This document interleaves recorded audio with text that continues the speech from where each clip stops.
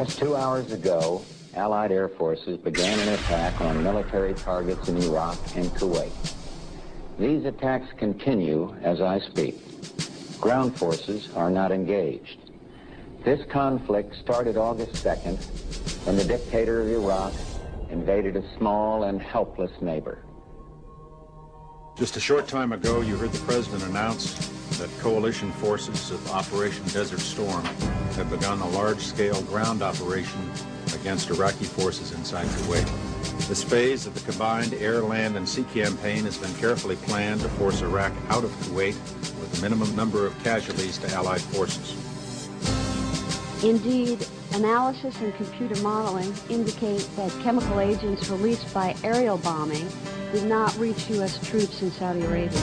However, we have identified potential fallout concerns in southern Iraq, particularly at the rear area chemical weapons storage bunker and pit area at the location known as Al-Tamasiyah. Our operations are designed to best protect the lives of all the coalition forces by targeting Saddam's vast military arsenal.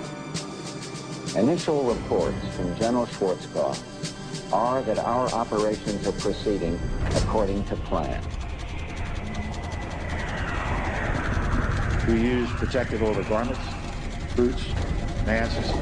I don't think you have seen a single battle scene from Desert Storm War where our troops were not in mock gear.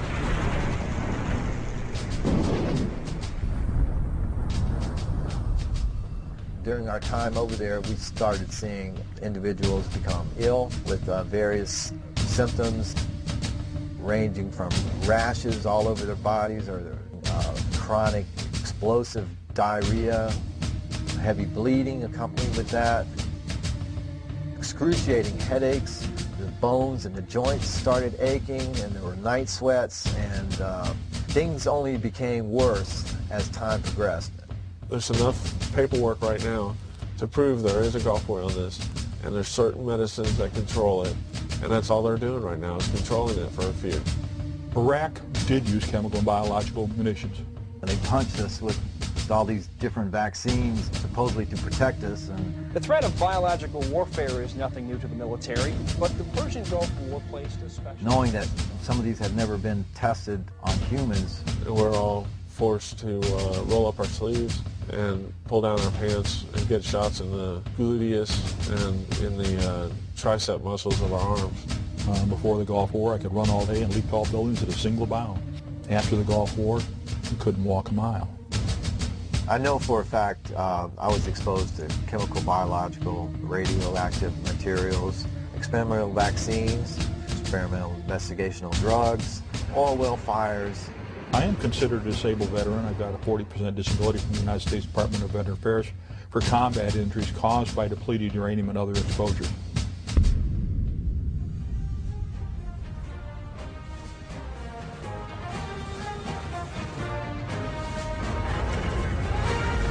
It is more than a trial by fire. It is a rite of passage, a challenge to join the elite. And if you succeed, if you can master your fear, outsmart your enemy, and never yield even to yourself, you will be changed forever.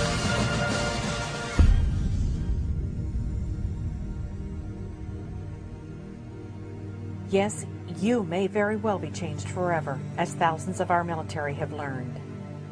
This documentary is dedicated to those who served in the U.S. military for the right reasons, who wonder why they are not and never will be the same, why they are sick, and why military leaders, veterans leaders, and the three branches of our government do not assist them in getting medical care and compensation.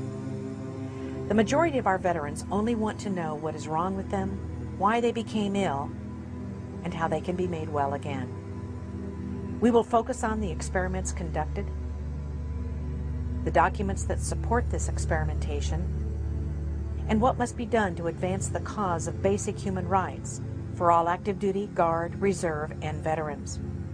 For those of you who are not familiar with military experimentation, you are about to get a lesson in history. For to experiment without consent is truly beyond treason.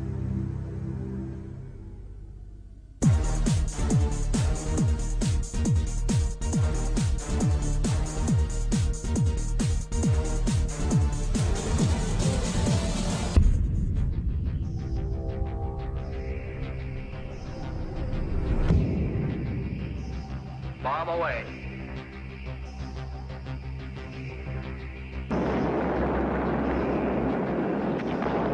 Atomic veterans include members of the United States Armed Forces who were exposed to ionizing radiation from atomic and nuclear weapons testing during the period beginning with the Trinity blast of July 16, 1945 at Alamogordo, New Mexico, the U.S. cleanup of Nagasaki, Hiroshima, the 235 atmospheric and nuclear weapons test in the Pacific, and Nevada test sites ending with the Nuclear Test Ban Treaty of 1963.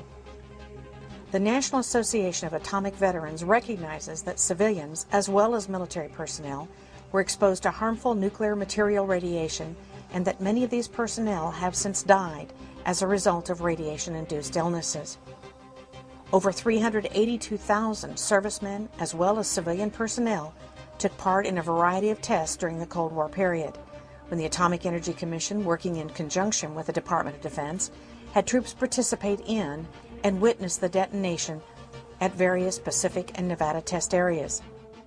Most detonations were larger than and emitted considerably more deadly radiation than the two weapons which were employed against Japan at the end of World War II. During the test, various government agencies and departments were interested in learning about the various effects of atomic and nuclear weapons, as well as how these weapons affected the immediate performance of military personnel and equipment. Troops, ships, and various types of equipment were placed from several hundred yards to several miles from the center of each detonation. On many occasions, military personnel performed maneuvers in and around ground zeros without any protective clothing or respiratory devices. Since the end of these tests in 1963, there has been no government-sponsored medical surveillance of test participants, nor any effort to locate these individuals to warn them of potential health threats.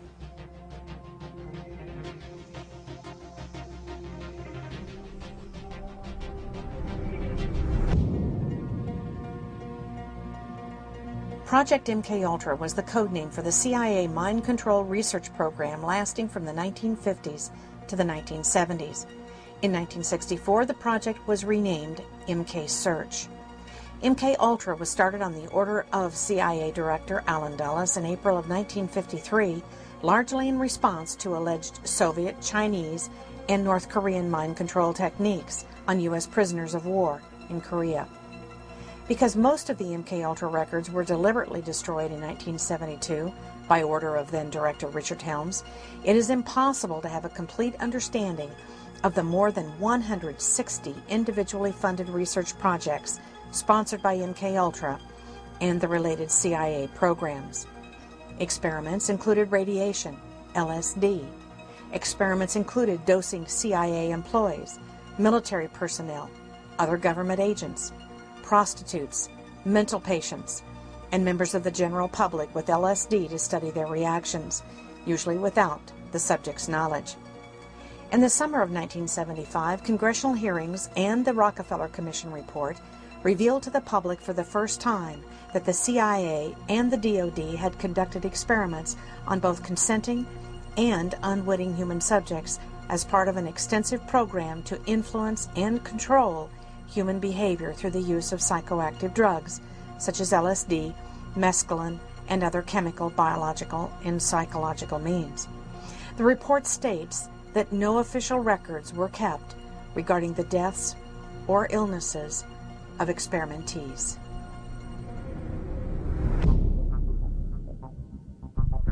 A U.S. Army project that ended over 25 years ago is now the subject of much scrutiny. Project Whitecoat was the Army's code name for a series of germ warfare studies conducted on about 2,300 Seventh-day Adventist servicemen from 1954 to 1973. Now the Army is investigating the long-term effects that the project may have had on its participants. They center on the Seventh-day Adventist Church and the role that it played in the U.S. Army's development of chemical and biological weapons of mass destruction. Under strict secrecy, the U.S. Army established Camp Detrick outside of Frederick, Maryland during World War II for the sole purpose of developing germ weapons. The program was controlled by the Army's Chemical Warfare Service, a branch that had worked with gas weapons that were used by the U.S. in World War I. the Army began to study both the offensive and defensive aspects of biowarfare. In 1952, the Army Medical Corps stationed a medical unit in Fort Detrick, and in 1954, this unit began using Seventh-day Adventist soldiers in its research, presumably in the defensive aspects of germ warfare. Fort Detrick was home to what became known as Project Whitecoat, the code name for the group of Seventh-day Adventist soldiers who were used as human guinea pigs in biowarfare research.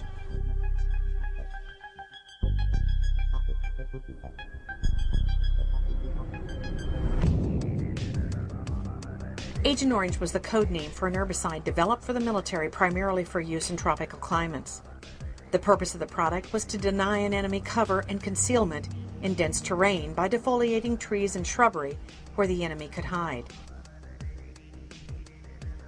The product Agent Orange was a code name for the orange band that was used to mark the drums in which it was stored. The product was tested in Vietnam in the early 1960s and used at the height of the war in 1967 and 1968. Agent Orange was a 50-50 mix of two chemicals known conventionally as 2,4-D and 2,4,5-T. The combined product was mixed with kerosene or diesel fuel and dispersed by aircraft, vehicle, and hand spraying. An estimated 19 million gallons of Agent Orange was used in South Vietnam during the war, potentially affecting 2.5 million Vietnam veterans. On May 5, 1990, Admiral E.R. Zumwalt, Jr., in a classified report submitted the following: Report to the Secretary of the Department of Veterans Affairs on the association between adverse health effects and exposure to Agent Orange. In that report, he concluded that it was at least as likely as not that the exposure to Agent Orange caused numerous life-threatening, debilitating, and deforming diseases.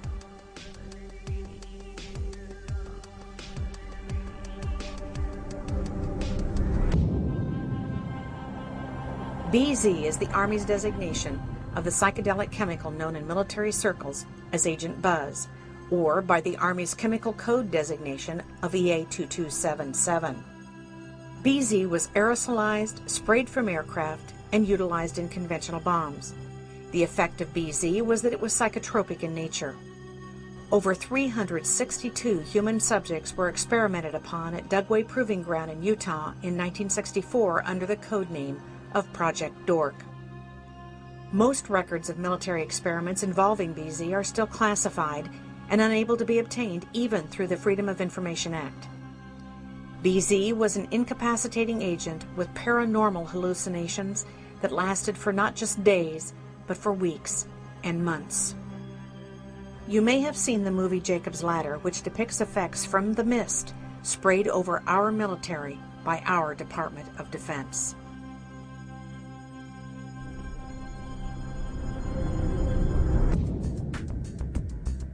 To this date, the Department of Defense continues to deny and stonewall the existence of a Gulf War illness.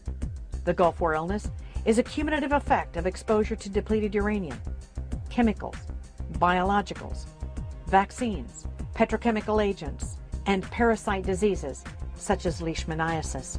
Few people are aware that the Gulf War was yet another example of the Department of Defense's intentional exposure of its own troops to its own deadly weapons. From 1984 through 1989, the U.S. government, with full knowledge of the CDC and the Department of Commerce, sold and transferred to Iraq $4 billion worth of deadly chemical agents, deadly biological agents such as anthrax, Clostridium botulinum, and West Nile fever virus. As a result of the first Gulf War, hundreds of thousands of our military are now sick, and many have died. The official figure of those who served in Operation Desert Shield and Storm is 697,000. The Department of Defense has now declared nearly 250,000 of those troops as permanently disabled. The official position of the Department of Defense is that there are no classified or unclassified documents that exist to prove that chemicals and biologicals were used in the first Gulf War. But in only a 100-hour war, when less than 150 troops died, how do we explain the morbidity and mortality rate of nearly 450,000 of our servicemen and women.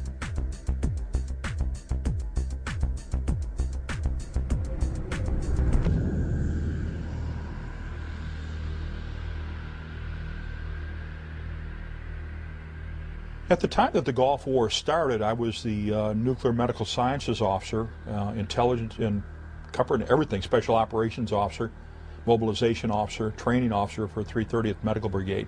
That's the largest medical brigade in the U.S. Army. It's an Army Reserve Medical Command under a one-star general. Dr. Doug Rockey is a U.S. Army Health Physicist and Nuclear Medical Sciences Officer. Dr. Rockey has expertise in nuclear, biological, and chemical warfare operations, microwave radiation, emergency response, decontamination, and battlefield cleanup. We were the super garbage men. We had to clean up the messes. We had to identify the messes. We had to collect all the garbage. We had to provide the on-site medical care. It's a lot. All the Iraqi equipment, a lot of U.S. equipment, contains radiological components. When that equipment was blowing up, the radiological materials were released into the environment, exposing and contaminating. And then to top it all off, we used uranium munitions, known as depleted uranium. They've been used back in 1973 by the Israelis against the Egyptians, but during Gulf War I, Desert Shield and Desert Storm, we took it to a totally new level.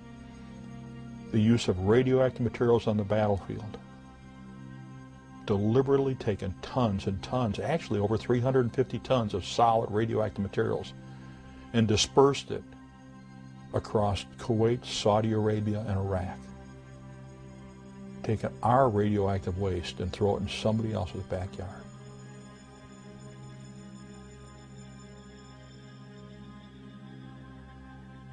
I am considered a disabled veteran. I've got a 40% disability from the United States Department of Veteran Affairs for combat injuries caused by depleted uranium and other exposures.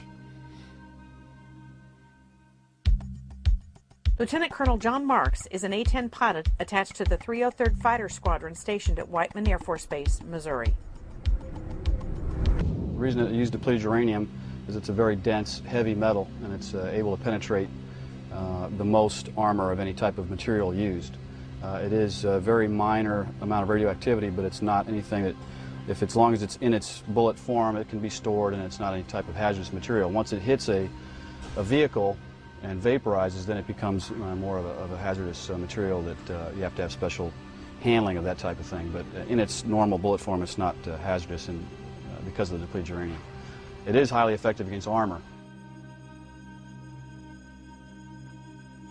We got direct memorandum from the Department of the Army and other Department of Defense officials specifically telling us that not only were uranium munitions a health threat, they were a serious health threat, the contamination. We got direct warnings, famed Los Alamos memorandum, that to make sure and write a report so that uranium munitions can always be used because there's direct concern about the health and environmental effects. We had the warnings. We also had the responsibility to put together all the decontamination guidelines and also what's called the Combat Lifesaver Program. So myself and my team wrote that, which has now been adopted by the Army and is used every day by the Army. Battlefields and fighting are by nature hazardous to your health. Some hazards are easy to identify and well understood. Soldiers recognize the serious hazards presented by incoming artillery shells and bullets and take appropriate actions. However, some lesser hazards from new technological applications are not so well known and recognized. One of these newer applications is the use of depleted uranium in munitions and equipment armor. Depleted uranium is obtained from uranium ore, which is found throughout the world. In the United States, this ore is mined in New Mexico, Colorado, Wyoming, Utah, and Arizona. Uranium ore contains 3 isotopes. By weight, 99.28%, which is uranium-238, 0.71%, which is uranium-235, and 0.0058%, which is uranium-234. Of these 3 isotopes, uranium-235 and uranium-234 are used for nuclear fuel and weapons. Uranium-238 becomes depleted uranium. This is an aluminum model of one DU tank round. This round would be fired by an Abrams tank. If it was actually uranium rather than aluminum, it would be over 10 pounds of solid uranium. What happens, it moves extremely high velocity. The minute it leaves the bore of the gun, it catches fire. So this rod is a burning rod of uranium. It impacts tremendous forces, unbelievable forces, over this very small diameter. And it's like a blowtorch with tremendous forces that punches right through. Now, as this breaks through and goes into anything, it can be steel, concrete, sandbag bunkers, wood, or anything. Uranium itself is soft. So you have parts of the fragments of the uranium breaks off as it enters and goes through. The uranium rod emits alpha, beta, and gamma radiation and X-ray radiation. The alpha particle is a 4.15 MeV particle.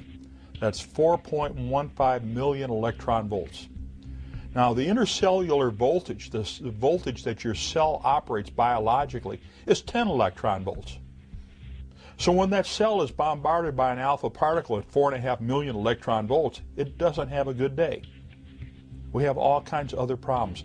We have the beta particle and the gamma rays, the X-rays. Now, we've actually measured the ionizing radiation emissions from a DU rod within, say, 4 to 6 inches at over 300 millirems per hour. Now, that radiation is continuous. So you get a fragment of DU into your body that's emitting at over 300 millirems per hour. Or if you're holding the rod in your hand, it's over 300 millirems per hour. And if you got the fragment, then you got the alpha particle in there, which is an extremely hot particle, 4.15 MeV. And we're looking at what we measured over 10,000 counts per minute, 10,000 disintegrations per minute, 10,000 alpha particles per minute. In fact, in May of 2002, the U.S. Department of Veteran Affairs reported that over 160,000 troops that participated in Gulf War I, the period August of 1990 through the fall of 1991, basically October and November 1991, have been classified as disabled from anywhere from 10 to 100%. Now, my own disability didn't come about until after May of 2002. The count right now is somewhere close to 200,000. When we look at all the troops that have gone into the Persian Gulf region between August of 1990 and May of 2002, when the last formal report was written, the U.S. Department of Veteran Affairs formally acknowledges over 221,000 individuals are labeled as permanently disabled, and over 10,000 are deceased that had service connection disabilities. There's a big difference. There's a 60,000 increase in individuals that are disabled amongst those that served after the fall of 1991. That disability is only due to residual exposures and immunizations that were continued to be given, because there was no active combat. There was no active maneuvering. So what's happened? Well, what happened prior to Gulf War I is pre-deployment health physical assessments were not given. And at the completion of Gulf War I, post-deployment health physical assessments were not given, even though we specifically requested it. In my own case, when I came back to get released after completing special projects, I said I was exposed to these. We need to do these tests. And they refused to do them. I've been a staff scientist at 2 nuclear weapons laboratories, 5 years at the Lawrence Berkeley Lab, where the Manhattan Project started, and 2 years at the Lawrence Livermore Lab. Lorraine Murray is an independent scientist who specializes in radiation issues. Her degrees include BS in geology, master's degree in Near Eastern Studies, and has pursued doctoral studies in geosciences at the University of California, Davis. For the past 5 years, my research is focused on the damaging effects of low-level radiation. The history of depleted uranium goes back to a 1943 declassified memo known as the Groves Memorandum.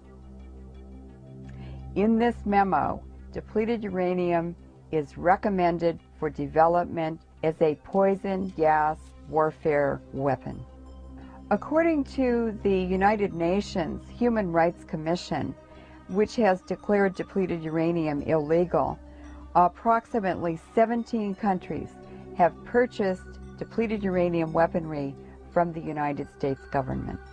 In December of 1992, the director of the United States Army Environmental Policy Institute was ordered to figure out ways to reduce the toxicity of uranium munitions by Assistant Secretary of the Army Walker. In 1995, the director of AEPI told the Secretary of the Army, "We can't reduce the toxicity. It's not possible." The United States Army Common Task Training states very specifically, uranium contamination will make food and water unusable. And yet we use it in combat all over the place. That's why the United Nations Subcommission on Human Rights had ruled that uranium munitions were an illegal weapon, because they're indiscriminate. They can't be cleaned up, and they last for eternity.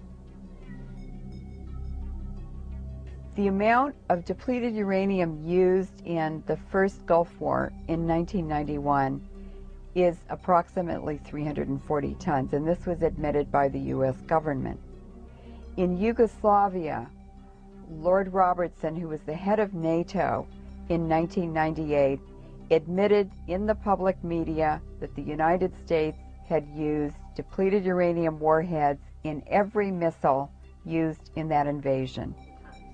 It's estimated that at least 1,000 tons of depleted uranium was used in Afghanistan in 2001, and approximately 2,400 tons were used in Iraq in 2003. The United Nations Subcommission on Human Rights, because of the fact that uranium contamination makes food and water unusable, has a permanent effect and can't be cleaned up, and affects not only combatants but non-combatants. It's been ruled an illegal weapon. It was years ago. That's common sense.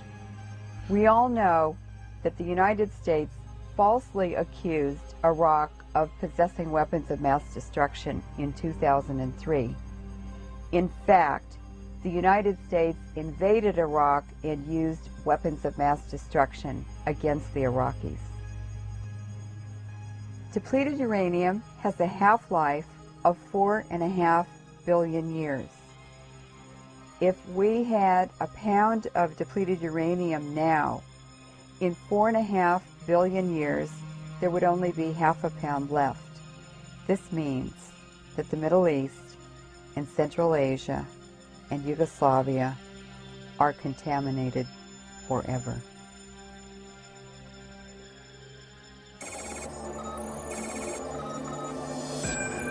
We're 1st Platoon Charlie Company, and we were part of Operation Iraqi Freedom. On the battlefield, you gotta have an officer who can think on his feet. We had that. Lieutenant Walker came to us from ROTC. It didn't matter if we were in training or in combat. He was right there with us. He had confidence and dedication. And wherever he goes, we go. I'm a military brat. My father spent 24 years in the Army. Staff Sergeant Bob Jones is a veteran of Desert Storm, a former Army Ranger now retired and disabled due to Gulf War illness. Not only is Bob ill, but his entire immediate family is affected as they all suffer from Mycoplasma fermentans incognitus. During the air campaign, we targeted their chemical, biological, and nuclear facilities.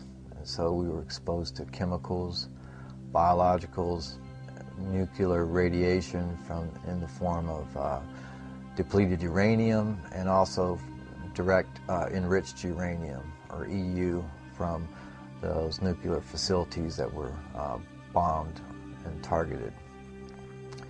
And many of the coalition, especially guys on the front line, such as my unit and others like us, were in the area of exposure from the fallouts of the coalition bombings. And although this information became widely known as early as 1994, through testimony and release of GAO reports that showed that the meteorological data supported the fact that the downwind plume or fallout from the bombings drifted over a large number of the troops that were forward positioned. The U.S. military personnel during Gulf War I, just like during the Balkans and in Gulf War II now, were not adequately protected from all of the exposures they had. We know from first-hand experience that the M40 series mask, as confirmed by the United States General Accounting Office, is defective. We know that it leaks when you move your head. We know that none of those, either the M17 series or the M40 series, provides protection against toxic industrial chemicals. Now, were they adequately protected? Absolutely not. Was my team adequately protected? Absolutely not. We wore the respirators, and we got sick. Now, what happened? What we confirmed and what we saw during Gulf War I and when I did the research as director of the Depleted Uranium Project, that DU round comes down and it breaks up. We have the spalling, then we have the fire. And we create uranium oxides of different types. Some in the ball game the size of cigarette ash and marbles on down to 0.1 micron. This has always been known. When I talked to senior Manhattan Project scientists that were experts and particle physicists, they said, hey, we knew uranium when it breaks up like this was going to be down in the 0.1, 0.2 micron range. No doubt about it. The gas mask, the respiratory protection issued to the troops, there's no way it can protect against inhalation. Well, that's what happened to myself and my team. We wore the respiratory protection during Gulf War I, inhaled it, and got sick. We wore the respiratory protection when we were doing the Depleted Uranium Project research at Nevada Test Site. U.S. Department of Energy approved respirators. And we could smell and taste the uranium through the filters.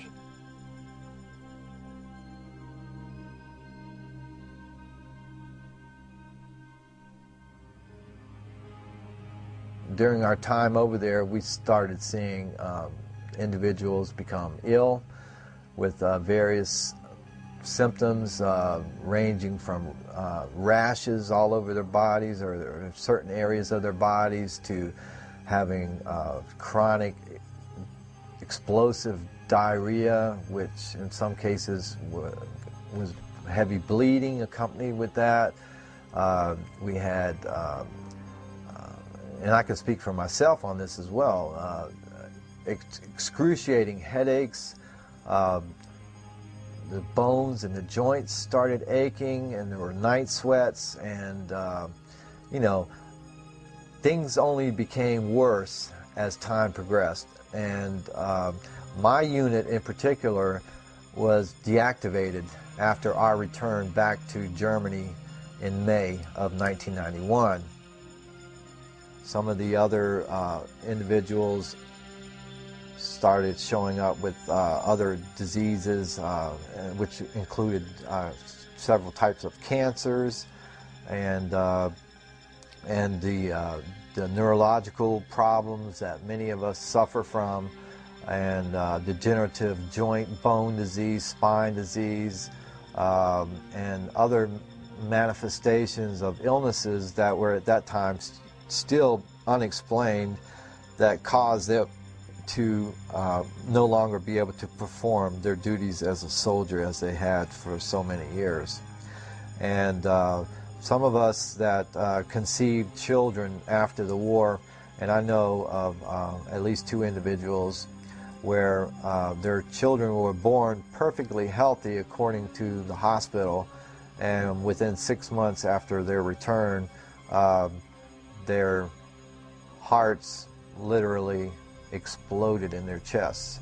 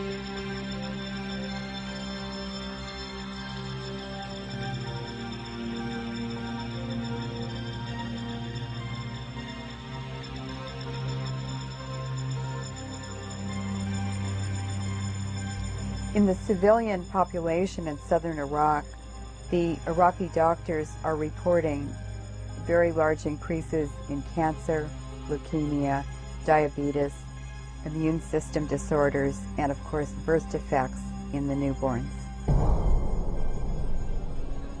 The babies are born without a brain, without eyes, without legs, or without arms. Sometimes the baby is born with a cyclops eye, just one eye in the forehead. And each year, these birth defects are more and more severe. Pediatricians now in southern Iraq are reporting that some babies are born without heads or arms. They're just pieces of flesh. Because Iraq is in an arid region with severe dust storms annually, this remobilizes the depleted uranium on the ground and on the battlefields. And so the civilian population will continue to be exposed to increasing levels of DU internally. The severity of the birth defects and radiation-related diseases will increase over time. In fact, depleted uranium is a death sentence.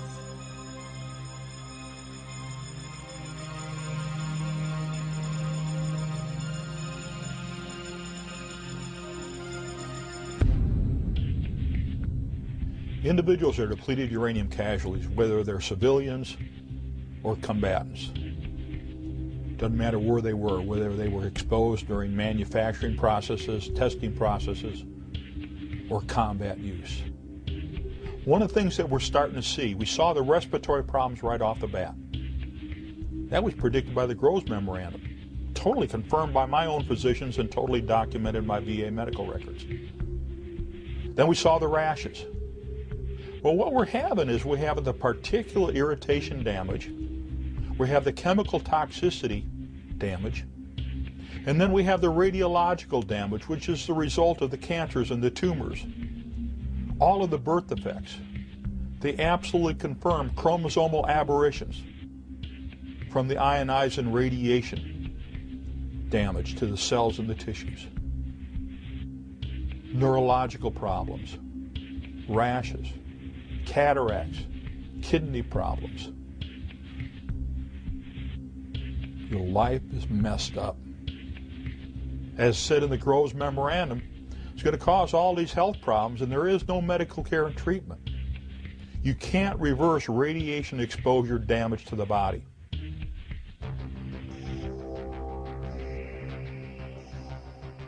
This represents a depleted uranium particle. The styrofoam ball in the center is millions of atoms of uranium, and the toothpicks are the tracks of the alpha particles that are released from the uranium nucleus. When these pass through the cell, they release tremendous amounts of energy, which cause the cell processes, enzymes, and hormones to malfunction. When there are billions of these distributed throughout a body, they cause diseases in many ways, and that's why Gulf War syndrome is a complex system of diseases caused by malfunctioning of all of the parts and the processes in a cell that make life possible. Some of the soldiers were losing their mind. Dennis Kine served in the U.S. Army until 2003 with the rank of Specialist D4. A graduate of the Nuclear, Biological, and Chemical School, today he serves as a veterans advocate. Kine also graduated magna cum laude from San Jose State University. We bombed on January 17th. We started bombing. We bombed for 45 days. And after 45 days, February 28th, we started a ground invasion, which is said to be the most victorious military operation ever in the history of mankind. Well, it wasn't victorious. We got sick immediately. On March 1st, Lieutenant Colonel Ziem issued a memorandum that stated specifically, we better have somebody advocate for the use of this weaponry, otherwise the environmentalists might get upset. On March 3rd, they called a ceasefire. So from the date Lieutenant Colonel Ziem's memorandum was issued, 2 days later they called a ceasefire on March 3rd, 1991, and on March 8th another memorandum was issued saying all soldiers in this area should be protected by wearing their safety clothing. So in 1 week's time, they had 2 memorandums and a ceasefire that pretty much indicated why all the soldiers were sick. If the American people could only wake up and see what is happening, you know, this is a tragedy. You know, we're not the first victims of war. In many cases, our wounds are invisible. You know, we carry them inside of us, and it's only through specialty testing and specialty diagnostic testing that you can isolate and find these particular mechanisms involved, whether they be chemical, biological, nuclear, or other agents that would cause what has become known as Gulf War illness, Gulf War syndrome, Persian Gulf illness. There's no such thing as a syndrome.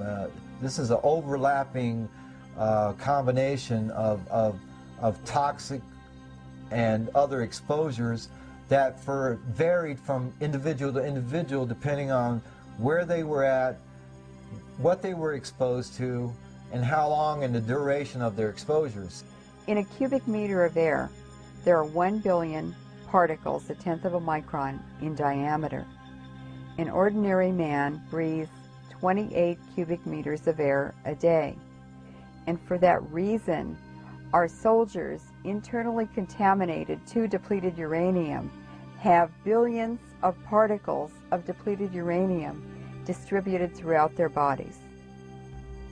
DU can be found in all parts of the body. It has been reported in the bladder, in the semen, in the bone marrow, in the lungs, and the brain. Because of the contamination of the semen from the depleted uranium particles, soldiers returning internally contaminate their wives and their partners. It wasn't so much my illness, but my family was also ill, and they required medical attention and medical treatment, real medical treatment. I retired in June of last year, June 2003. As soon as I retired, my family was completely dropped from the military medical system. In other words, we were enrolled at the Womack Family Practice, and as soon as I retired, we were dropped like a hot potato. And although I begged and pleaded, they would not let my family re-enroll back into the Womack Family Practice. So in essence, my wife was completely cut off from all the medications and all the treatment that she had received for the past 7 years that dealt extensively, because she was also a victim of these exposures that I brought home from the Gulf War, from my equipment and from my personal exposure, as I alluded to earlier, from bodily contact, and that to me is the greatest travesty. I just can't imagine how a nation, not only will they take care of their veterans that have returned from war, but you have innocent family members and loved ones that never put their hand up and swore allegiance to fight and defend the Constitution of the United States, and they get kicked to the curb and nobody cares. When you get these health effects, you have to prove to the United States Department of Veteran Affairs that you were exposed. And then you have to prove that the health effects that you're seeing were caused by the exposures you have. But it's very difficult to do when the medical records have been destroyed, the personnel files have been missing or destroyed.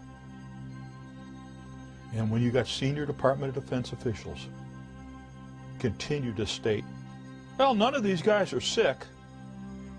None of these guys are dead. Why don't you ask Sue Reardon someday about Terry? Why don't you ask Sue Sitten someday about John? Or Frank Zuley?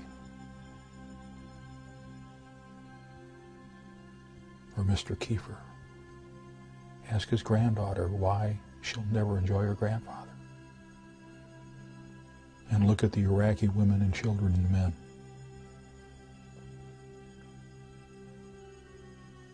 Ask the question yourself.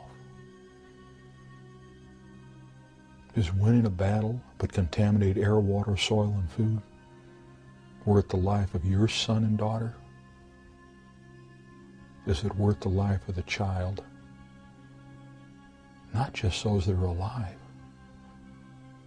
but those that are going to be exposed because the contamination remains there for eternity. It's real simple. I was tasked to clean up the uranium munitions by name, by order, during Gulf War I. I was assigned as the depleted uranium project director. I did the research. I prepared the programs. I wrote the regulations for management. I wrote the procedures for management. And I got sick because I served my nation. And I was discarded. I was abandoned.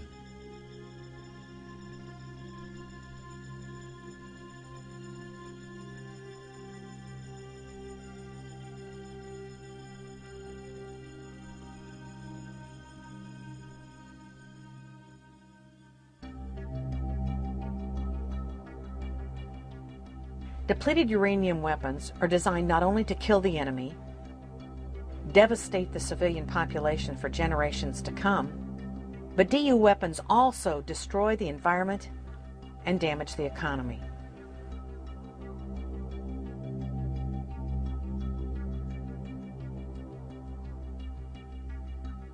In 1996, the United Nations passed a resolution that made DU illegal under international law. In order to protect themselves and continue the illegal usage of depleted uranium, the United States government has co-opted the International Criminal Court, thus protecting certain individuals from war crimes charges. Unbeknownst to most U.S. citizens and unreported in the U.S. media was the International Criminal Tribunal for Afghanistan held at Tokyo, Japan, December 15th of 2002. Those meetings lasted for over a year. The initial complaint presented for the tribunal charges George Bush with 31 counts of war crimes, violations of the Geneva Conventions, and other crimes against peace in the war on Afghanistan. In addition to the original 31 war crime charges against George Bush, the judges and tribunal recommended 2 additional charges. Number 1, Bush knowingly used depleted uranium on the battlefield against his own troops, and number 2, that it was, in fact, a crime against the environment.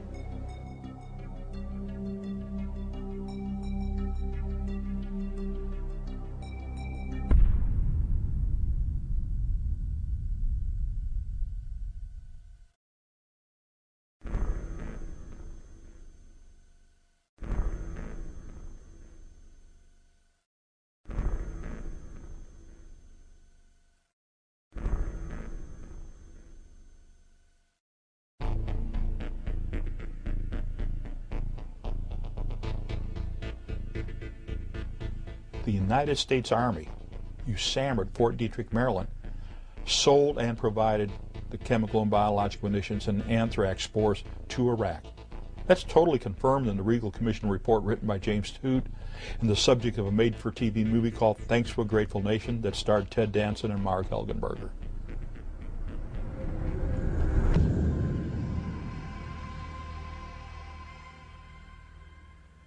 The United States has a long-standing involvement in the sale of weapons to third world countries.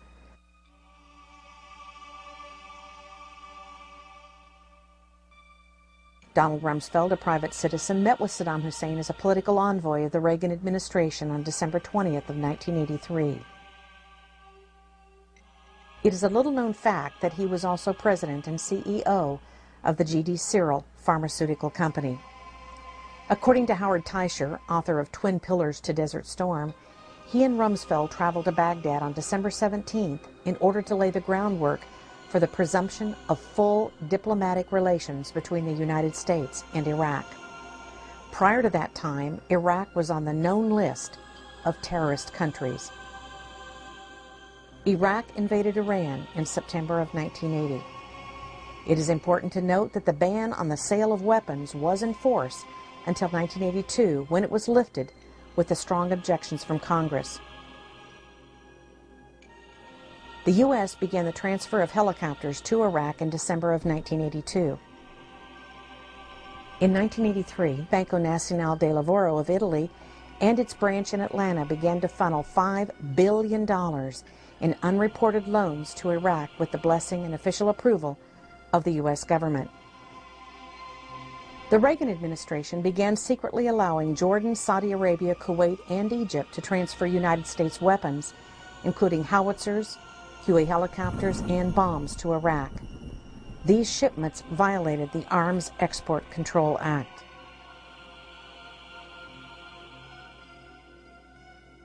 From 1985 through 1989, the Department of Commerce licensed 70 biological exports to Iraq, including approximately 21 batches of lethal strains of anthrax, shipments of weapons-grade Clostridium botulinum, and West Nile fever virus. In April of 1988, the Department of Commerce approved the shipment of chemicals used in the manufacture of mustard gas. The U.S., with the approval of the CDC and the Department of Commerce, armed Iraq illegally from 1985 through 1989.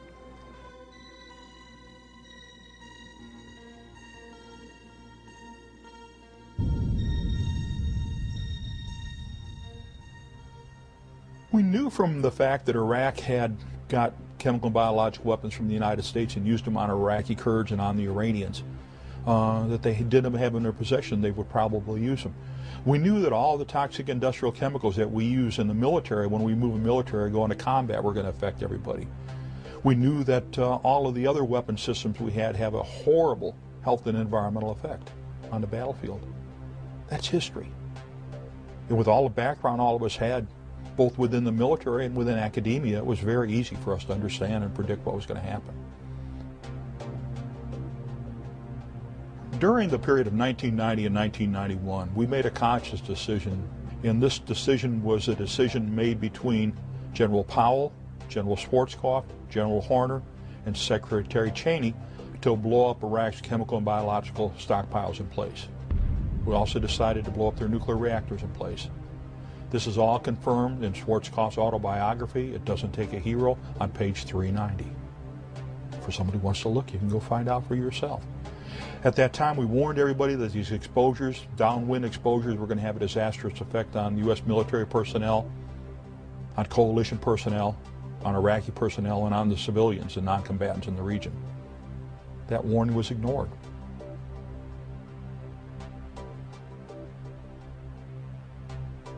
The average military person had no knowledge that the United States was secretly and illegally continuing to sell weapons of mass destruction to Iraq just prior to Operation Desert Shield and Desert Storm. It is important to note that these biological materials were not attenuated or weakened and were capable of reproduction, thus illustrating these biological agents were not for research, but for the purpose of weaponization. Not even the military medical personnel tasked with treating the wounded on the battlefield had any training regarding a biological or chemical casualty. According to Senate Report 103-900, by the time of the invasion of Kuwait, Iraq had developed biological weapons. The Regal Report states that Iraq's biological warfare program was the most advanced in the Arab world. There is substantial evidence to suggest that the Iraqi military used the Soviet doctrine of multiple chemicals and multiple biologicals against our troops. This serves to confuse the diagnostic and treatment process and would account for the wide variety of symptoms displayed by Gulf War veterans. Most of the guys that I served with are either severely disabled or dead due to the fact of their exposure to the different elements that were involved. Michael is a veteran of Desert Storm and served in the area of special operations. Because of fear of reprisal by the Department of Defense or loss of his veterans' benefits, he has requested that we alter his voice and image. One memory that sticks very clearly in my mind is the chemical alarms. At least once a day, we'd have a chemical alarm go off. And after a while, we learned to pay attention to them because we were told it was a malfunction. They would try and tell us that either it had blown paint on it, some fumes from something that had been painted nearby had been blown on it, and that set it off, and so on and so forth. And it makes me wonder. They claim that no chemical weapons were used, but I have every reason to believe that now, in retrospect, it's so sad. It's so sad that you trust them so much that when the chemical alarm goes off, and most normal human beings would go, well, I don't care what you say, that chemical alarm goes off, I'm going to take precautions. But you are so indoctrinated in the fact that, oh, well, we're here to look out for you, we're going to take care of you, that when the chemical alarms go off, you just sit there and continue eating or reading or whatever it was you were doing. On a number of occasions, chemical alarms went off, and we were ordered not to basically respond to them or report them or write down statistics or even study the environment we were in, which is normally what an NBC person would do. Once an alarm goes off, you start putting, testing things around to see if there's anything happening. At the first call on an alarm, we would be told a number of different things, like it was the gasoline setting it off, or it was the oil well fires burning that was setting it off, or it could have been anything other than an actual chemical or biological agent. Surely wasn't. Don't worry about it, soldier. You'll be okay. We had alarms going off, chemical alarms, and there were several occasions where we had to go into full mop gear in the middle of the night, or especially in the middle of the night. It's unbelievable that we had all this equipment that had been calibrated and sent over there prior to the war, and we had set out monitors in the perimeter and in the area to detect any kind of chemical activity. However, what is of significant and monumental importance is the fact that we had no biological detection capabilities over there whatsoever. And this all relates back to the fact that we destroyed their chemical biological sites and also the bunker complexes, not to mention the big one in Camisea, which is the only one that got any kind of real attention due to the fact that an individual or several individuals happened to film the contents of that bunker complex. The order was given to blow the place up rather than the normal procedures when you find a place like that magnitude holding the contents that it did. There were other means of disposal. The area was secured, and what surprises me is the fact that we received no warning. No one was instructed to get into any kind of mop gear or any type of chemical protective posture, although it's questionable whether it would have helped anyway. Well, we were issued, MOP suit, military occupational protective posture is what MOP stands for. MOP suits, we were issued them, but they were useless to us after the first 3 days after we opened the package. So you get in country, they issue you a brand new suit, it's got a charcoal filter in it, but the minute that package has been opened and that suit has been liberated, that suit is useless. You can't keep putting it on and taking it off. The Department of Defense has long touted that American troops are the best prepared, trained, and equipped in the world. Unfortunately, the equipment that was meant to save their lives may very well have cost them their health in Desert Shield and Storm. Information has now been obtained that proves that the chemical suits sold to the Department of Defense during 1989 were in fact useless. Isratex, A company from Raynell, West Virginia, sold nearly 800,000 defective suits that later proved to be full of tears, holes, and poor stitching. One hole can mean the life or death of a soldier during a chemical exposure. The company subsequently filed for bankruptcy, and its owners have never faced accountability for their actions.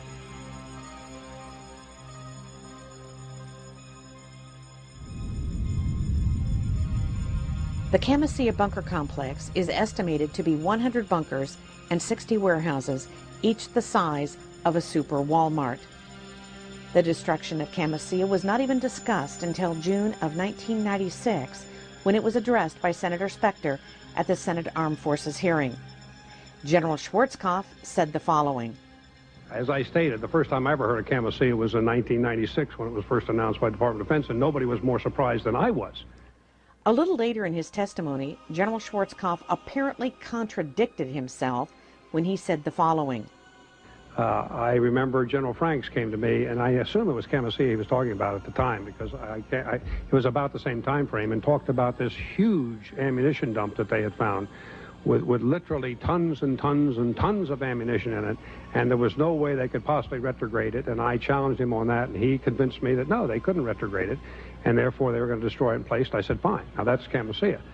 From what I heard about the size of the bunker that Franks was talking about and the others that they blew up, these were huge bunkers with crates and crates and crates and crates of ammunition in them, and I can only assume that they either didn't recognize them or didn't see them at the time. We were under pressure to withdraw, and under the pressures of withdrawal, we did destroy everything we could so that the Iraqis couldn't fall back in on it and use it in some other war against us. General Schwarzkopf just stated that he was concerned about the Iraqis regaining control of the ammunition that was contained at the Camisea ammunition depot. However, several individuals have come forward with other reasons as to why the bunker depots were hastily destroyed. Dan Topolsky. I was the Nuclear, Biological, and Chemical Defense NCO for B Company, 37th Engineer Battalion. I was on the Camisea Bunker Complex mission. Sergeant Topolsky was one of the Nuclear, Biological, and Chemical non-commissioned officers in charge of identifying munitions at Camisea Bunker Complex in Iraq. I felt betrayed. I felt like we had been sold out for dollars when I saw what I saw inside those bunkers. Even though I had 40-some years in military service, if you were to bring in a bunch of ammunition and pile it up in front of me, and one of them was a 122-millimeter rocket with chemicals in it, I would not be able to tell you that that had chemicals in it, particularly if it was an Iraqi rocket with Arabic writing on it or something of the sort. We identify ours when we had them in a very specific way by color coding. I don't have the slightest idea what the Arabs did. General Schwarzkopf stated that we identified our weapons by color coding. According to Sergeant Topolsky, the colored bands identified biological and chemical munitions inside the Camisea Bunker Complex. According to Sergeant Topolsky, the yellow or purple bands indicate chemical munitions. The green bands represent biological munitions. General Schwarzkopf also said he could not identify munitions, especially if they had Iraqi markings on them. You will also note these munitions were plainly marked in English and indicated these munitions were supplied by countries like Jordan, England, Russia, as well as the United States of America. According to the 1972 Geneva Convention, weapons of mass destruction are illegal. Therefore, according to Sergeant Dan Topolsky, it is very likely that these munitions were destroyed not so much to prevent Saddam Hussein from regaining control of them, but to destroy the evidence of these countries breaking international law. The 37th Engineer Battalion, way back in the air campaign, was ordered by our battalion commander not to wear our protective overgarments unless specifically told to do so. My company pretty much ignored that order because my company commander supported me when I said that that was dead wrong, and he's going to wind up with a dead company if he listens to it. Now, a lot of the other companies in the battalion didn't do that. On April 17, 1997, General Colin Powell testified before the same Senate panel, and as was the case of General Schwarzkopf, he was not required to take the oath to tell the truth. In regard to the chemical mop suit, General Powell said the following. We used protective overgarments, boots, masks. I don't think you have seen a single battle scene from the Desert Storm War where our troops were not in MOPP gear. Well, the Department of Defense officials continue to lie about what we know and what happened during Gulf War I. But it's real simple. The chemical agent alarms went off. There was no other reason for them to go off. The individuals got sick. There's no other reason for them to get sick. And medical tests, my own medical tests, confirm, absolutely confirm, the sarin and cyclosarin exposures, for which I had been notified directly by the Deputy Secretary of Defense by name in a personal letter that, hey Doug, you got exposed to sarin and cyclosarin because you were downwind from Comasea. But Comasea was only one of over 100 sites that we deliberately blew up after the completion of the ground war from March through the fall of 1991.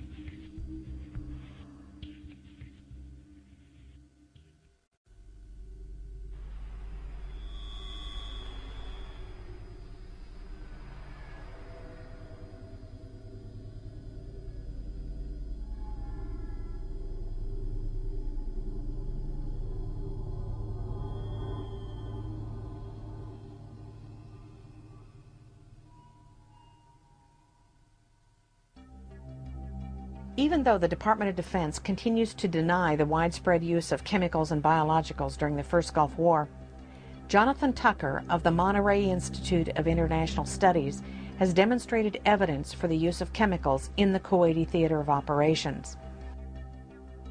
The U.S. intelligence reports show the presence of Iraqi chemical weapons. Military log entries describe the discovery of chemical munitions in Iraqi bunkers during and after the ground war. There are incidents in which troops reported acute, numerous symptoms of toxic chemical exposure.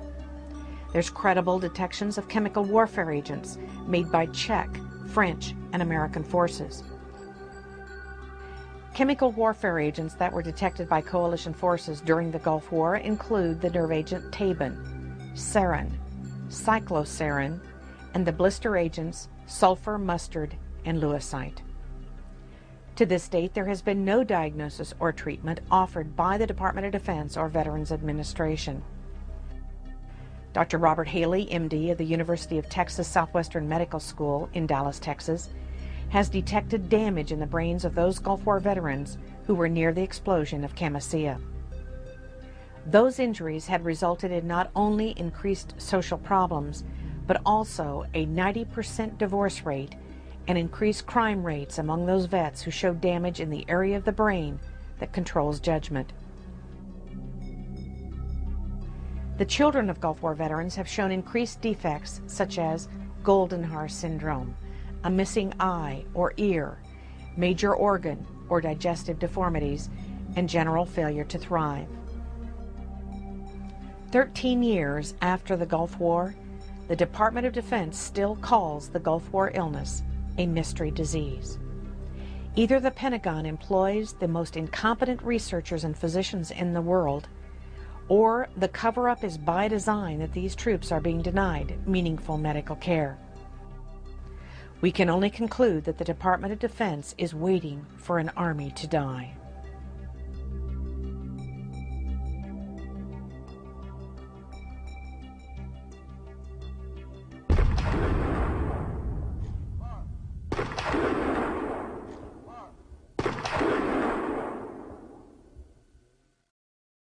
The threat of biological warfare is nothing new to the military, but the Persian Gulf War placed a special emphasis on it. This renewed emphasis caused the Defense Department to look at how it was protecting men and women in uniform from this battlefield threat, this unseen enemy. Staff Sergeant Noah Berg looks at one of those enemies and what is being done to fight it. The Defense Department says it can be a big threat on the modern battlefield. Anthrax, most commonly associated with livestock. And the type that worries those military leaders most is the type that is inhaled. Sometimes people refer to as very early stages as something like a common cold. But then the person goes downhill very quickly.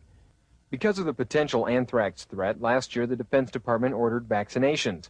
And one of the first in line was Chief Master Sergeant of the Air Force, Eric Benkin. Despite isolated protests, the vast majority of medical experts endorse the vaccine's use. And despite charges that the so-called Gulf War syndrome and anthrax are connected, Huxell says that's just not true. The Defense Department continues to stress the safety of the anthrax vaccine, and all troops headed for the Persian Gulf receive the inoculation series.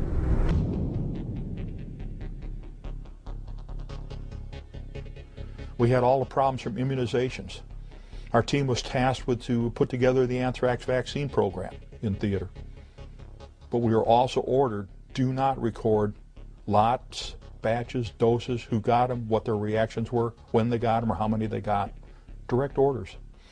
There's enough paperwork right now to prove there is a Gulf War illness, and there's certain medicines that control it, and that's all they're doing right now is controlling it for a few.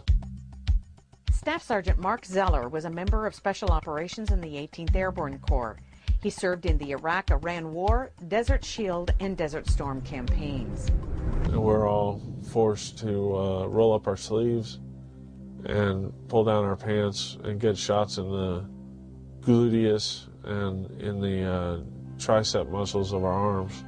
We all started getting sick, but we didn't think nothing of it because our flight surgeon was telling us that it's hygiene that's getting us. We're all not taking baths every day. It's like maybe once a week or once every 3 days. And that hygiene was supposedly getting the best of us, so we didn't think anything of it after that. They punched us with all these different vaccines, supposedly to protect us, and knowing that, some of these had never been tested on humans. My neck bones are degenerating. My lower back's degenerating. No one knows why. They want to go in there and scrape it and biopsy it, and I'm like, I don't want to be in a wheelchair afterwards. It's pretty damaging to a guy that used to be in special operations and jumped out of airplanes for a living. So.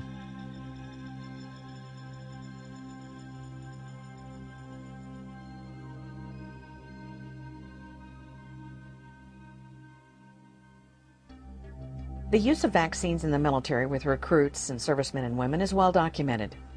What is not well known is the relationship between the Department of Defense and pharmaceutical companies who have a vested interest in the widespread use of vaccines, what is contained in the vaccines, and just how many of those vaccines that were given that were in fact experimental.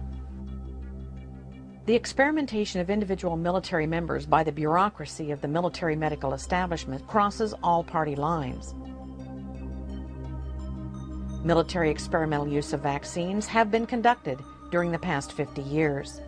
The senior Bush administration ordered the use of experimental vaccines anthrax and botulinum during the buildup of the first Gulf War. The Clinton administration ordered the experimental use of the tick-borne encephalitis vaccine in Bosnia. Perhaps one of the most devastating executive orders regarding vaccines came under the Clinton administration. Executive Order 13139 essentially orders the use of experimental vaccines and/or drugs at any time without the service member's consent to be given to anyone in the military as long as the President or the Secretary of Defense approves. During the first Gulf War, it was not unusual for a service member ordered to Iraq in 1991 to receive 10 to 17 vaccines in one setting.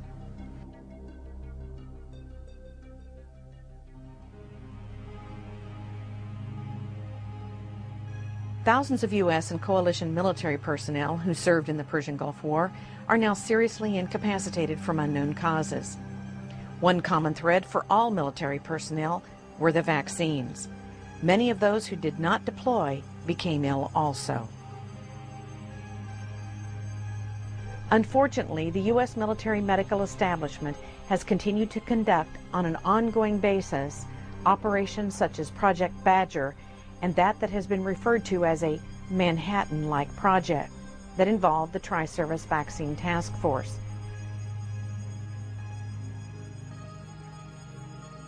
Credit for the best vaccine research should go to Gary Matsumoto in his acclaimed book entitled Vaccine A.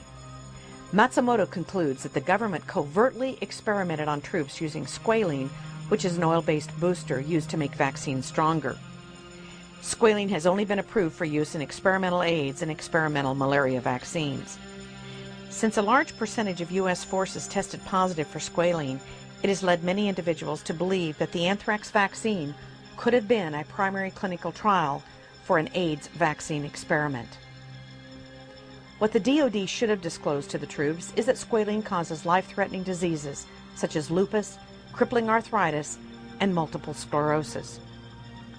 On May 11, 1999, at an Air Force briefing held at Dover Air Force Base, Air Force Surgeon General Charles H. Rodman II denied the use of squalene in the anthrax vaccine. He was backed up by Army Colonel Arthur Friedlander.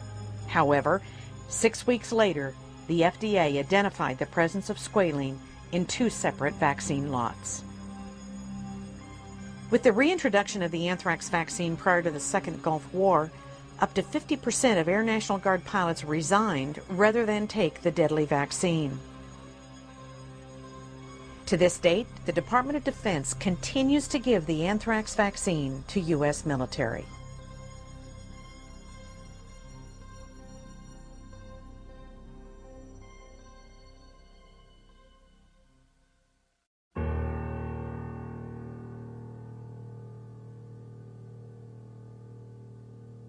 The minute you walk into a recruiter's office, the first thing they say is, "Young man, if you do this, you'll be taken care of forever."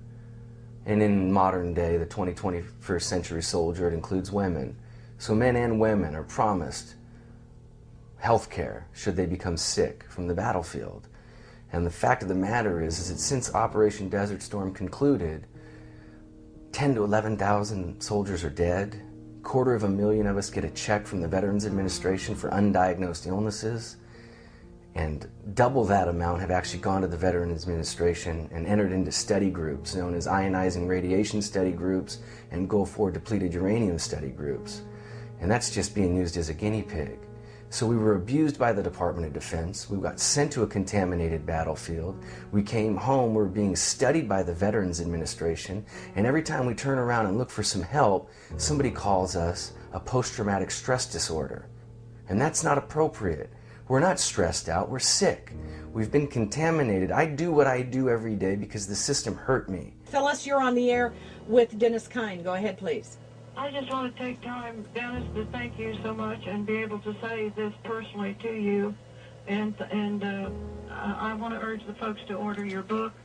And I can't go at the pace that I used to, and I'm so thankful for someone like you to help some of us old-timers. It hurt me as a soldier and it hurt me as a veteran, and I don't want to see anybody else get hurt. I don't do this because I need to inflict any pain on anybody. I do this because young men and women enter voluntarily into a system to go serve their country, serve their friends, serve their family, and serve their fellow Americans, and they get duped by the recruiter from the very beginning when they're told, if you get injured or become sick, we will take care of you.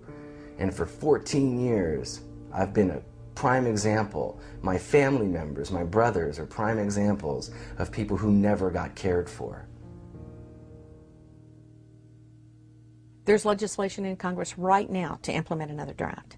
Every parent needs to decide if they're willing to send their child to be part of a military medical establishment experimentation process, because that's exactly what is going to take place. For the past 50 years, we've been experimenting upon hundreds of thousands of our military. It's incomprehensible the damage that has taken place in the lives of these servicemen and women. And it's not just the servicemen and women, it's their families, their spouses, their children that have been severely affected. It must stop. How will we ever get anyone to join the military knowing that they're going to be exposed to whatever the Department of Defense desires to do with them? Once people are aware of the massive amount of experimentation that takes place in our military, we won't have one. We won't have a group of people that will serve. And for obvious reasons. Because of the Ferris Doctrine, which has blocked any kind of compensation, assistance, or really any accountability from the Department of Defense or the military, our troops are living in some kind of slippery slope. They have no rights. With Executive Order 13139, they can be experimented upon without their consent, anytime, any place. When will it stop? How will it stop? And what must we do? One of the, I think, problems with American law is that there is a number of ways that municipalities, states, and the federal government will often immunize themselves from what would normally be seen as tort actions. In the United States, we have something called the Ferris Doctrine, which essentially articulates a rule of sovereign immunity that says the federal government is not liable for anything that happens to you while you are in military service. The doctrine originates from the year 1950, and the court at that time heard the case of a military serviceman who was killed in a barracks fire, and ultimately decided that it was good public policy not to allow these lawsuits. This really is the ultimate in hypocrisy. You see the heroic search and rescue missions where the government is very publicly going in and rescuing prisoners of war in combat, and the message there, or the propaganda if you will, is that we care about you, the soldier. The reality is very different. The reality is that they are shielding themselves behind an outdated legislation and using the soldiers essentially as pawns in a chess game. The Ferris case was literally about a serviceman who was injured in a barracks fire in New York State. That's a very different kind of case than the subsequent cases that have been brought to the Supreme Court. A case like depleted uranium or Agent Orange or something like the Tuskegee experiment, this is about the government knowingly allowing you to be injured. Some would argue intentionally allowing it to happen, certainly behaving through gross negligence to allow you to suffer injury to yourself. And the courts have consistently, for the last 5 decades, upheld this as a legal doctrine that is alive and well in this country. Now, recently, in the late 1980s, ironically, one of the most conservative justices, Justice Scalia, has indicated in a decision where he was joined by 3 other justices that the Ferris Doctrine was wrongly decided. And so there's some hope that the court is starting to see that a doctrine that began over the principle of negligence ought not be applied when you get into really criminal knowledge. BeyondTreason.com will be a focal point, an area where people can go to find out what can be done, what needs to be done, and how to help. We must all join together to say, enough is enough. You see, if they experiment upon the military, the citizens are next. We can no longer play the role of esprit de corps in the military, of patriotism, of blind patriotism. We must accept the fact that it is our fault that we have allowed this to take place in this country. We call ourselves Americans, and this is freedom, and yet our sons and daughters are dying. Those that are responsible for these acts should spend the rest of their natural lives in prison for what they have done. There is no question, from the presidents on down for the past 50 years, those that have been in charge of these experiments, there is no question that this is truly beyond treason.